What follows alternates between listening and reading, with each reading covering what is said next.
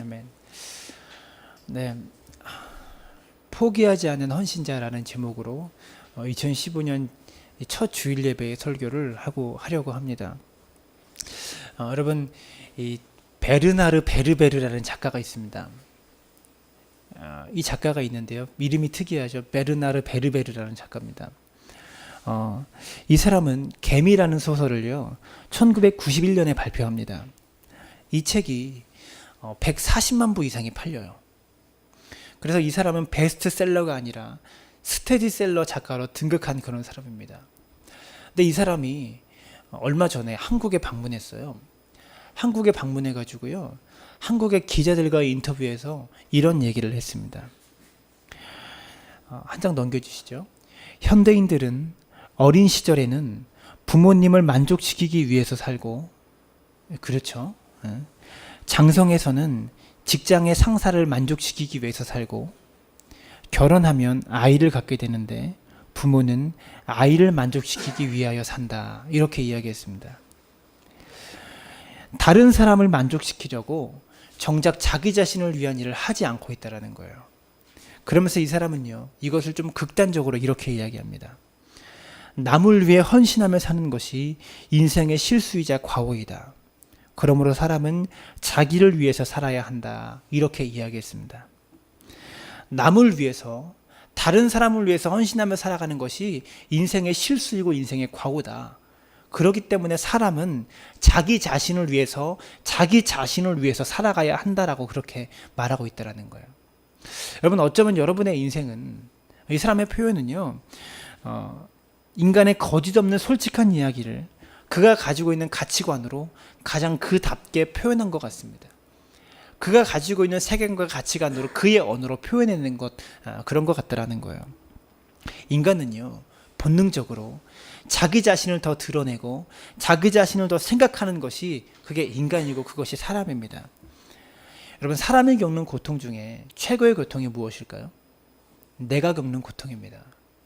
이 다른 사람이 볼 때 그거 별것도 아닌 것 가지고 왜 그러냐, 이렇게 말할 수가 없는 거예요.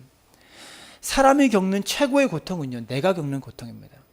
내 옆집 사람이, 늘 제가 몇 번 이야기했지만, 간암으로 지금 죽어가고 다 쓰러져 가도요, 내일 모레면 죽는다고 해도요, 지금 내가 겪고 있는 감기 몸살이 더 아픈 거예요.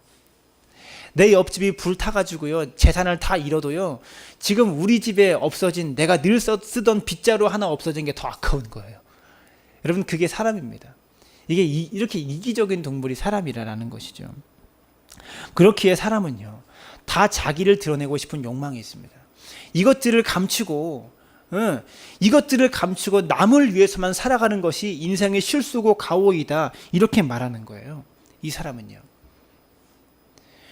여러분, 이런 말이 있습니다. 이 젊은이들 사이에서 연애할 때 하는 말인데요, 헌신하면 헌신짝처럼 버려진다라는 말이 있습니다.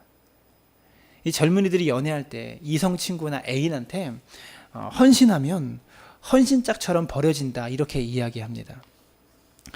현대인들은요, 나를 포기하고 나 자신을 포기하고 누군가를 위해서 헌신한다라는 것을요, 인생을 허비하고 헛수고하고 낭비하는 것으로 그렇게 생각한다라는 것입니다. 여러분, 그런데 문제는 뭐냐면, 이런 영향이, 이런 현대인들의 생각이 교회 안에도 들어오고 있다라는 거예요. 남을 위해 헌신하는 것이 헛수고이고 자기의 인생을 허비하는 것에 불과하다라는 이런 생각이요, 우리의 신앙 안에도, 교회 안에도 들어오고 있다는 것입니다. 연말이 되고 연초가 되면 많은 교회의 목회자들이 고민에 쌓입니다. 어떤 고민이냐면, 분명히 교회에는요, 헌신자들이 필요합니다. 봉사자들이 필요해요. 그래서 헌신자가 필요한 자리에 사람을 세워야 되는데요, 많은 성도들이 목회자를 피해 다닙니다. 왜요? 일하지 않으려고, 헌신하지 않기 위해서. 목사님 만나는 것도 부담스러워하죠. 근데 참 저희 교인들은 감사한 것 같아요. 제가 내년에 좀 맡아주세요 라고 전화하니까요, 바로 네 알겠습니다 하셨어요. 그 한 분도 못하겠습니다 이런 말이 한 사람을 한 명도 없었습니다. 한 명도 없진 않았어요. 단 한 명 있었습니다. 누구라고 이야기는 안 하겠지만 한 분이 계셨는데, 여러분, 점점 현대 교인들은요, 시간이 지날수록 누군가를 위해서 헌신하거나 희생하는 것보다 여러분 자기 자신의 신앙 하나만 지키는 것을 신앙생활의 목표로 살고 있다는 거예요. 주님을 위해 헌신하고 충성하고 주님을 위해 자기 자신의 삶을 드리는 것이 신앙생활의 목표가 아니고 자기 신앙 하나 제대로 지키는 것, 이것만이, 이 정도만이 신앙생활의 목표가 되어지고 있다는 거예요. 이 영향이 교회 안에도 들어오고 있다는 것입니다. 여러분, 저는요 이런 생각을 합니다. 우리가 정말로 행복하게 신앙생활을 할 수 없을까요? 여러분, 제가 목회를 하고 설교를 하는데요, 이 지겹다라고 생각하면 정말로 저는 불행한 사람 아닙니까? 연말에 이렇게 설교가 많은데요, 내일부터는 또 특별 새벽 예배가 시작돼서 또 설교를 또 제가 해야 되고요. 이 12월 달, 1월 달에 얼마나 제가 할 설교가 많았습니까? 이게 제가 지겹다.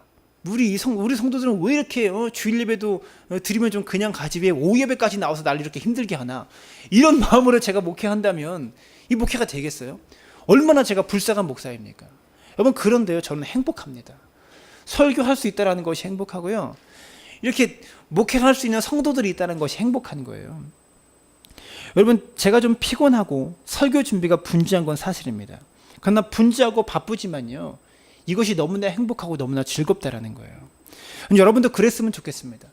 내일이면요, 여러분 직장에 나가서 출근하셔서 일해야 되는데요, 기왕이면 좀 행복하게 일하시고요, 사람들을 만나더라도 행복한 만남을 좀 가지시고요, 좀 여러분 어쩔 수 없이 어려운 일, 힘든 일이, 그것을 좀 겪어야만 하는 일이 여러분 앞에 있다면 좀 행복하게 그 일들을 감당하시기 바랍니다.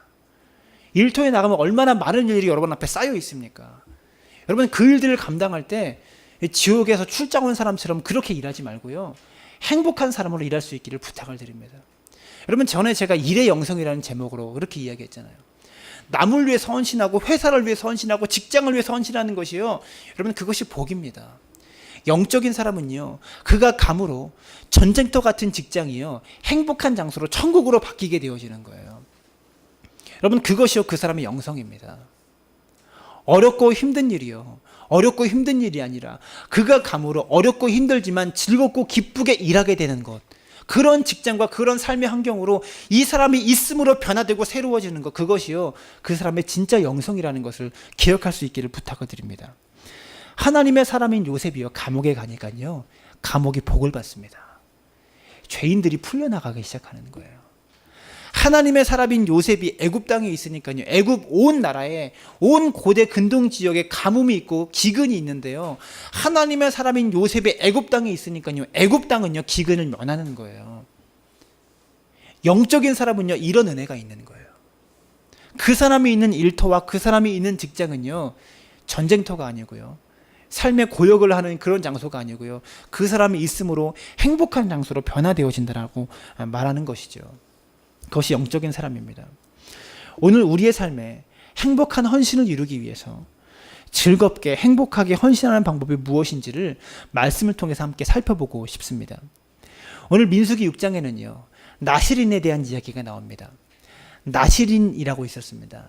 이 나실인은 어떤 사람을 나실인이라고 말하냐면, 일정 기간 동안에 언제부터 언제까지라고 기간을 정해놓고 이 기간 동안에 자기의 삶을 하나님께 드리기로 작정한 사람을 나실인이라고 말합니다. 어떤 기간을 정해놓고 이 기간 동안에 나는 주의 일만 하겠습니다, 하나님만 바라보겠습니다, 내 자신을 더럽히지 않고 순결한 신앙인으로 살아가겠습니다라고 기간을 정해놓고 헌신하는 사람을 나실인, 이렇게 이야기했습니다. 2절에 보니까 이렇게 말해요. 이스라엘 자손에게 전하여 그들에게 이르라. 남자나 여자가 특별한 사원 곧 나실인의 서원을 하고 자기 몸을 구별하여 여호와께 드리려고 하면, 이렇게 말합니다. 일정한 기간 동안에 삶을 하나님 앞에 헌신하며 드리는 나실인으로 살려고 하면 지켜야 될 것들이 있어요. 그것들을요 3절부터 7절까지 이야기해 주고 있습니다. 이 나실인으로 서원하고 일정 기간 동안에 자신의 삶을 하나님께 구별하여 드리기로 작정한 사람이 지켜야 될 것을요 3절부터 7절까지 말하고 있는데, 첫 번째가 이것입니다. 포도주와 독주를 멀리하라는 거예요. 나실인으로 자신의 삶을 하나님께 헌신하기 위해서 그렇게 드리는 사람은요, 첫 번째로 이 기간 동안에는 절대로 포도주와 독주를 먹지 말라라고 말하고 있습니다. 포도주뿐만이 아니고요, 모든 독주, 모든 술을 멀리하라라고 말하는 거예요. 포도즙도 먹지 말고 생포도나 건포도, 포도나무 소사는 씨나 껍질까지도 먹지 말라. 아예 포도와 관련된 것은 전혀 먹지 말라라고 말하고 있습니다.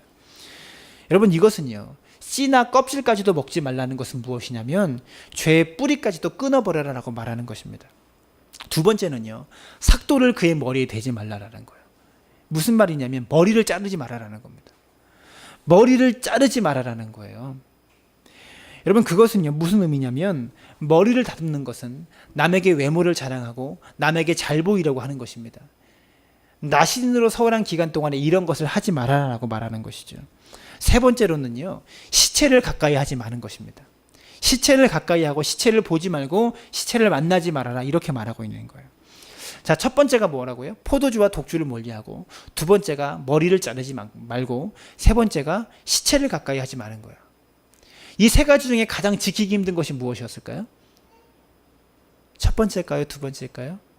아마 제 생각에는요, 세 번째가 아닐까 생각합니다. 시체를 가까이 하지 않는 것이 제일 어려웠을 것 같아요.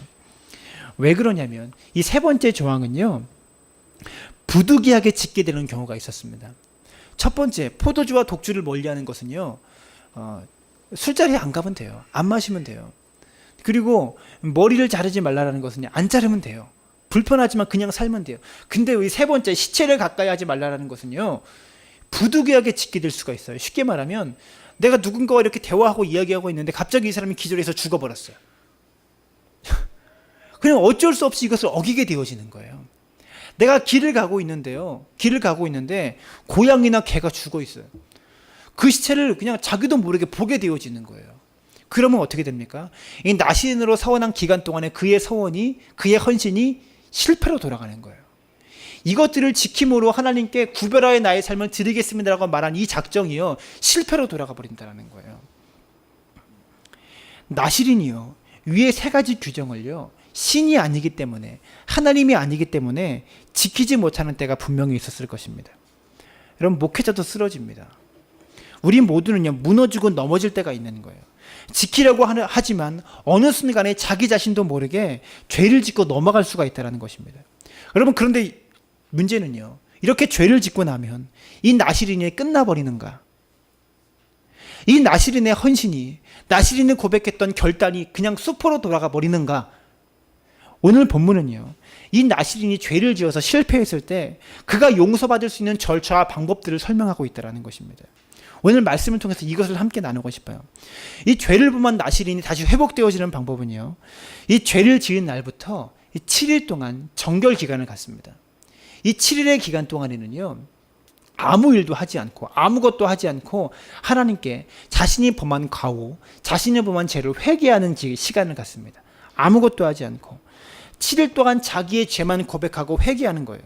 그리고 7일째가 되었을 때 그동안 길렀던 머리카락과 수염을 다 잘라버립니다. 다 잘라버려요.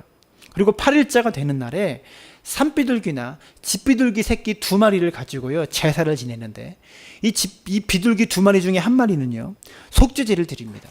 속죄제는 어떤 의미냐면 자신이 지은 죄를 회개하기 위해서 드리는 제사입니다.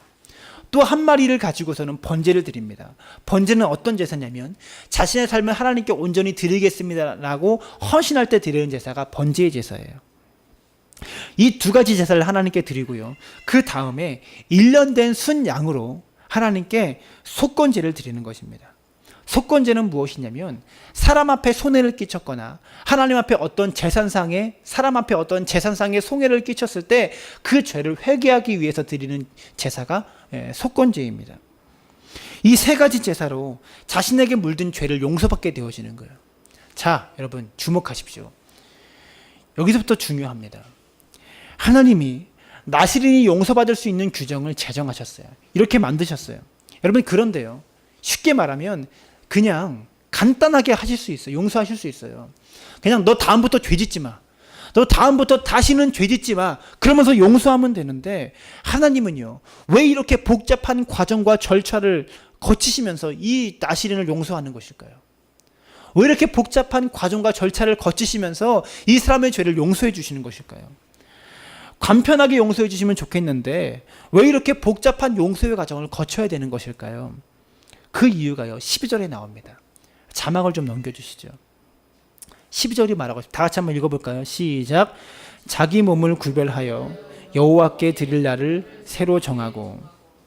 실패한 나실인이 하나님께 자신의 삶을 드리기로 결단하고 서원하고 작정했지만, 실패한 나실인이 실패했지만 포기하지 않고 다시 시작할 수 있는 결단을 하게 하려고 이 마음가짐을 잡아주기 위해서 이렇게 복잡한 과정을 만들어 놓으시고, 이 과정을 통해서 여러분 새로 시작할 수 있는 날을 정하게 하시기 위해서 이 복잡한 과정을 만들어 주셨다라는 거예요.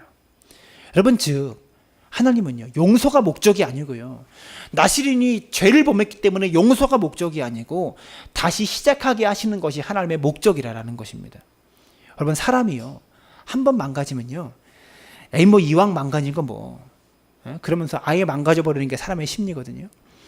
우리가 비를 맞으면 이왕 뭐 비를 무산 쏘가다 비를 조금 맞다 보면요, 에이 뭐 이왕 맞았는데, 그러면서 계속 비를 맞고 가게 되는 거예요. 여러분, 사람이 한 번 죄를 짓는 것이 어렵죠. 죄 짓고 나면요, 에이 뭐 어차피 버린 몸인데 뭐 이러면서 한 번 무너지면 사람의 속성상 계속해서 포기해 버리려고 하는 것이 사람의 속성이다라는 것이죠. 여러분, 거룩한 나실인이 고의든 고의가 아니든 죄를 지으면 그는 분명히 망가진 거예요. 그는 실패한 거예요. 나실인의 결단과 결정, 결심, 그의 서원은 실패한 것으로 돌아가는 것입니다. 그런데 이 망가진 나실인을 하나님께 너의 삶을 드리겠다는 결단이 실패했다라고 포기하고 그냥 돌아가 버리도록 하지 않으시고, 다시 고쳐서 새로운 헌신을 시작할 수 있도록 새로운 날을 정해서 다시 시작할 수 있게 하신다라는 것이죠. 여러분, 컴퓨터가 느려지고, 컴퓨터를 오래 써서 컴퓨터가 느려지고 고장 날 때 어떻게 합니까? 컴퓨터를 포맷시켜서 다시 프로그램을 깔아서 다시 새롭게 컴퓨터를 시작하는 방법이 있습니다. 하나님께서 죄로 물든 이 나실인을, 무너진 나실인을 영적인 포맷을 시켜서 다시 시작하게 만드는 것이 하나님의 방법이다라고 말하는 것입니다. 여러분, 세상은요, 실패하면 버리는 것이 세상의 이치입니다. 한 번, 두 번은 봐줄지 몰라도요, 직장에서 일할 때 어떤 일을 맡겼을 때 이 사람이 실패하거나 잘하지 못하면요, 버려버리는 것이 세상의 이치입니다. 하나님은요, 실패한 나실인을 다시 불러서 쓰시려고 하는 하나님의 이유가 있습니다. 하나님이 사람이 없어서, 쓸 사람이 없어서 실패한 나실인을 다시 부르는 것이 아닙니다. 나실인의 입장에서 생각하시기 때문에 그렇습니다. 여러분, 생각해 보십시오. 나실인으로 서원하고 살다가 중간에 죄를 지었다면 그는요, 나실인으로 실패한 것입니다. 이 사람이 나실인으로 일정 기간 동안에 하나님께 자신의 삶을 드리기로 서원했다면 동네 모든 사람이 이 사람이 나실인인 것을 알고 있습니다. 동네 모든 사람이요, 이 사람은 나실인으로 자신의 삶을 드리겠다라고 서원한 사람이다라고 다 알고 있는 거예요. 근데 그의 서원이 실패로 돌아간 것입니다. 그러면 어떻게 됩니까? 이 사람은 평생토록 저 사람은 실패한 나실인이야, 실패한 사람이야 라고 낙인 찍힌다라는 거예요. 그 나실인은 나는 버림받은 사람이야, 그리고 그 한 번 실패한 것 때문에 평생 좌절하고 평생 낙심하고 자기 자신에 대해서 실망하고 살 것이기 때문입니다. 하나님은요, 하나님을 생각하는 것이 아니고 실패한 실패자를 생각하고 있는 것입니다. 나는 실패한 나실인이야, 나는 패배자야라고 자학하면서 그렇게 살게 될 실패자 입장에서 그 무너진 나실인이 그렇게 살지 않게 하려고, 다시 건강하게 다시 일어나고 다시 재기할 수 있도록 도와주려고 그렇게 실패한 나실인에게 나실인의 입장이 되어서 새로 시작할 수 있는 용기와 기회를 주시기 위해서 이러한 복잡한 과정과 절차를 주님께서 만들어 놓으셨다는 것입니다. 여러분, 기억하십시오. 우리가 믿는 하나님은요, 회복의 하나님이십니다. 우리가 믿는 하나님은 사랑의 하나님이고요, 우리의 하나님은 은총의 하나님이십니다. 넘어진 자를 다시 일으켜 세우시고 실패한 자를 다시 세워주시고 오늘도 망가진 인생을 다시 고치시고 다시 새롭게 하시는 하나님이시라는 것을 기억할 수 있기를 부탁을 드립니다. 많은 신앙인들이요, 신앙생활 속에서 힘들어하는 것이 여러 가지 이유가 있지만 그 중에 한 가지가 이런 것입니다. 자기가 어떤 결심을 했어요. 여러분, 새해가 되면 우리가 모두가 다 결심을 합니다. 결단을 합니다. 이렇게 신앙생활을 해야지, 이러이러하게 신앙생활을 해야지라고 결단을 합니다. 여러분도 2015년을 들어서면서 새해 결심하고 결단한 것이 있지 않습니까? 근데 문제는요, 자기가 결심해 놓고 자기가 결단해 놓고 자기 자신의 그것을 지키지 못한다는 것입니다. 다른 환경 때문에 못 지킨 것이 아니고요. 자기 자신의 연약함 때문에, 부족함 때문에 새벽기도 열심히 해야지, 공예배에 빠지지 않아야지, 이런 결단과 그런 결심을 해놓고 얼마 못 가서 자기 스스로가 그 약속을 지키지 못하라는 거예요. 아이고 나는 힘들어서 안 돼, 나는 못하겠어, 이러면서 자기가 스스로 정해놓은 규칙을 지키지 않으면 나는 왜 이러지? 나는 왜 이렇게 약속을 못 지키지? 나는 왜 이렇게 끈기가 약한 거야? 그러면서 자기 자신을 미워하면서 자기 자신에게 분노합니다. 그러면서 이미 실패했으니까 하면서 자기 자신을요, 자포자기의 상태로 만들어버린다는 거예요. 새해가 되면 많은 사람이 결단하는 것 중에 한 가지가 담배를 끊는 것입니다. 1월 1일부터 담배를 끊는다고, 신정부터는 담배를 끊는다 결단했다가 한 2주 지나가서 다시 담배를 손대기 시작합니다. 그럼 어떡합니까? 구정부터 다시 시작해야지 라고 나머지 날 동안 아예 버려버려요. 다시 시작합니다. 그리고 구정에 다시 시작하려고 결단했지만 이미 습관이 돼서 못 끊는 거예요. 한 번 넘어지면요, 에이 뭐 버린 몸인데 생각하면서 그냥 무너지고 마는 것이 우리의 결심과 결단이다라는 거예요. 많은 교인들이요, 다른 사람과의 관계 때문에, 다른 사람과의 관계에서 무너지는 사람도 있지만요, 자기 자신과의 문제로, 자기 자신의 약함의 문제로 넘어지는 경우가 의외로 많다라는 것을 알아야 한다는 거예요. 지금 하나님께서 나시린에게 너 왜 내가 준 규칙을 내가 서운하고 내가 스스로 지키겠다고 결단한 것을 지키지 않았니? 라고 책망하지 않습니다.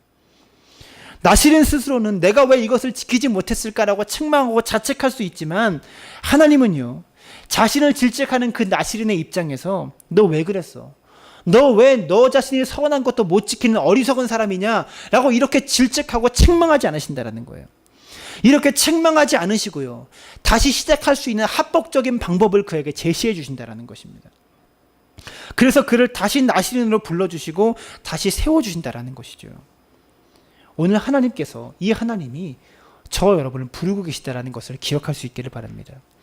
여러분, 혹시 여러분의 꿈과 계획이 약속을 잊어버리고 넘어지고 포기한 분이 있다면요, 오늘 이 말씀을 들으면서 다시 시작하게 하신 하나님을 만나시기를 부탁을 드립니다. 여러분, 성경 읽기를 포기하셨습니까? 다시 시작하면 됩니다. 새벽 기도를 포기하셨습니까? 내일부터 시작되는 특별 새벽 기도를 통해서요, 다시 시작하시면 된다는 거예요. 여러분, 올 한 해 살아가시면서요, 제가 확신합니다. 불보듯이 뻔합니다.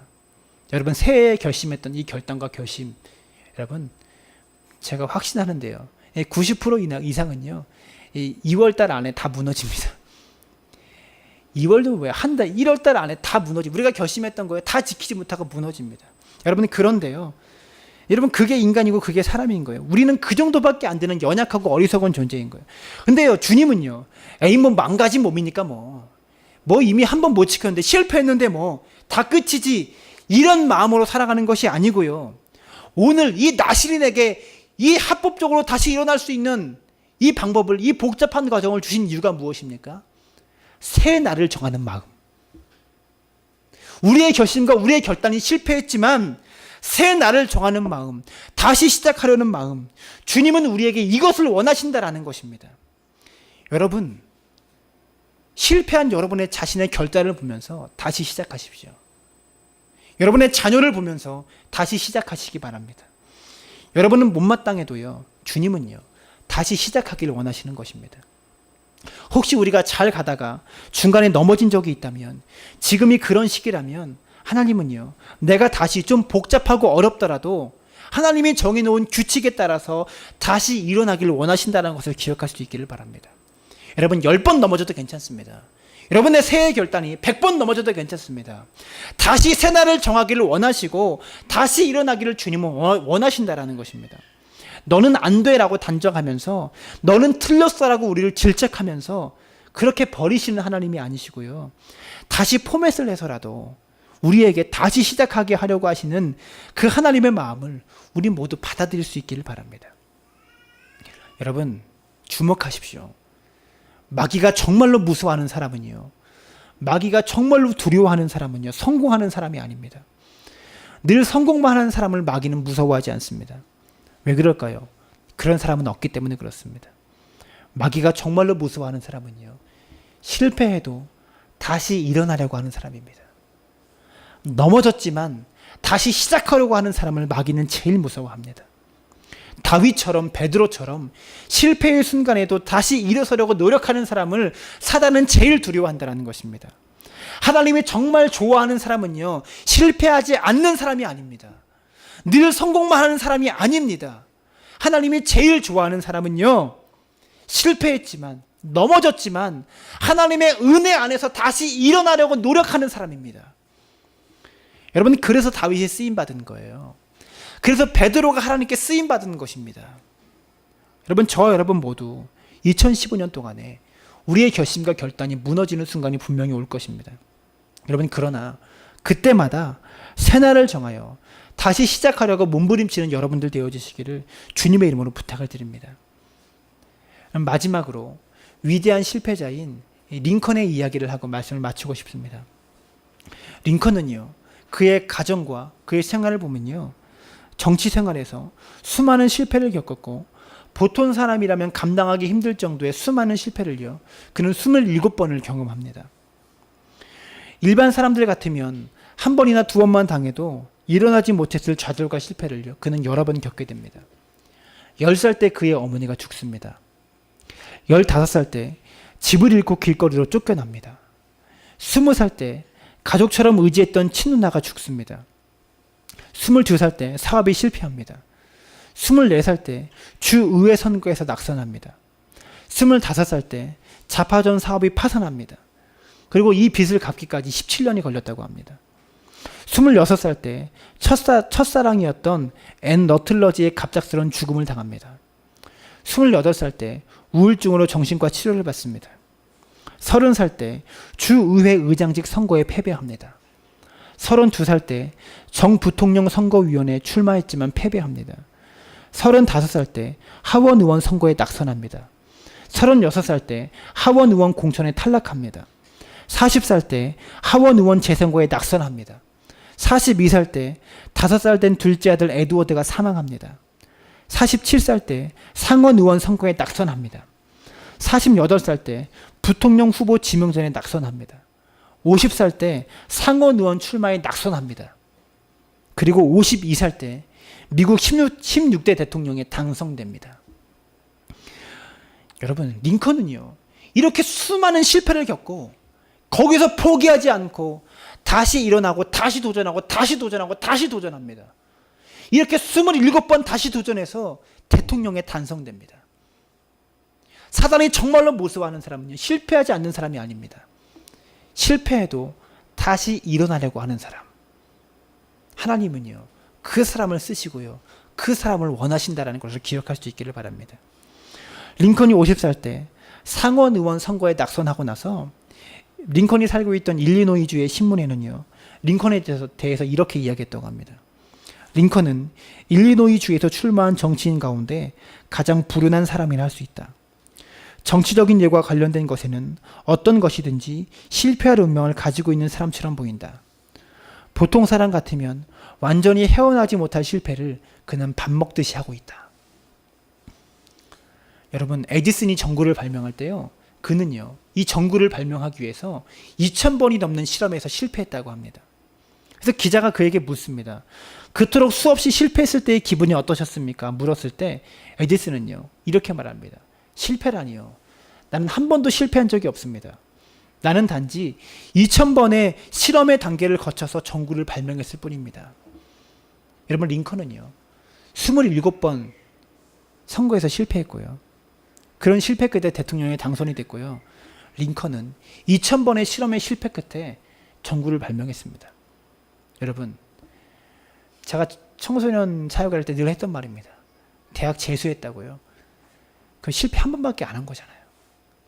여러분, 사업 망했다고요, 그 실패 한 번밖에 안 한 거잖아요. 실패, 그것이 뭐가 문제입니까? 진짜 실패는요, 다시 일어나려는 의지가 없을 때, 다시 시작하려는 생각조차 없을 때, 그것이 진짜 실패라는 것을 기억할 수 있기를 바랍니다. 여러분, 2015년 한 해 동안 사랑하는 성도 여러분, 사단이 제일 무서워하는 사람이 되시길 바랍니다. 하나님이 제일 기뻐하고 제일 좋아하는 사람이 되시길 바랍니다. 실패했지만 넘어졌지만 다시 일어서려고 하는 사람, 넘어져도 무너져도 새날을 정해서 다시 시작하려고 하는 믿음의 사람들 되어지시기를 주님의 이름으로 부탁을 드립니다. 10번 넘어져도 괜찮습니다. 여러분의 결심이 1000번 실패해도 괜찮습니다. 1001번째 다시 시작하려는 새날을 정하시고 여러분 그렇게 끝까지 늘 새롭게 시작하는 여러분 그런 2015년 한 해로 만들어 가시기를 주님의 이름으로 축원합니다. 우리 함께 찬양하겠습니다.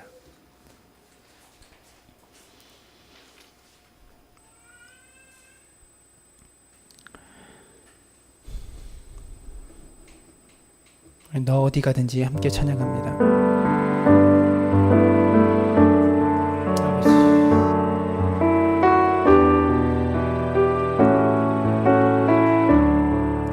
너 어디 가든지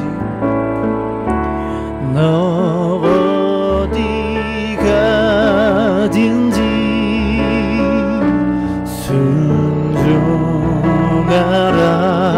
순종하라. 너 어디 있든지 충성하라.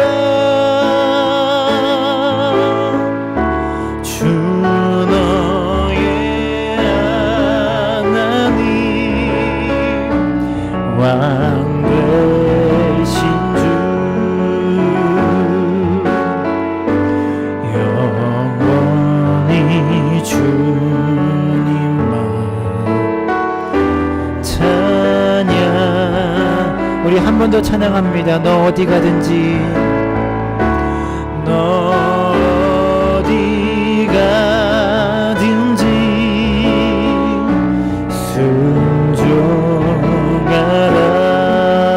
순종하라. 너 어디 있든지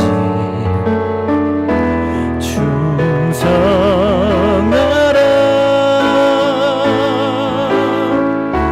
주 너의 하나님 왕 되신 주 영원히 주님만 찬양하라. 함께 기도하였으면 좋겠습니다. 여러분 진짜 순종은 여러분 끝까지 포기하지 않는 것입니다. 진정한 순종은 여러분 주님이 원하시는 것을 끝까지 포기하지 않는 것입니다. 2015년 한 해 가운데 여러분이 포기하지 않는 사람이 되었으면 좋겠습니다. 우리가 하나님께 결단했던 것, 우리가 결심했던 것 포기하지 않고 넘어져도 실패해도 다시 일어서려고 다시 시작하려고 하는 새날을 정할 수 있는 그런 믿음과 그런 마음이 우리 안에 있기를 부탁을 드립니다. 2015년 한 해 동안에 우리가 결단하고 서운했던 것 이것을 지키려고 치열하게 싸우는 한 해 되어지도록 우리 안에 함께하여 주시옵소서. 그래 진정한 순종을 이루게 하시고 진정으로 주님 뜻에 순종하면서 매일매일 우리의 마음을 새로 주님께 정하여 드릴 수 있는 믿음의 사람 되어지도록 역사하여 달라고.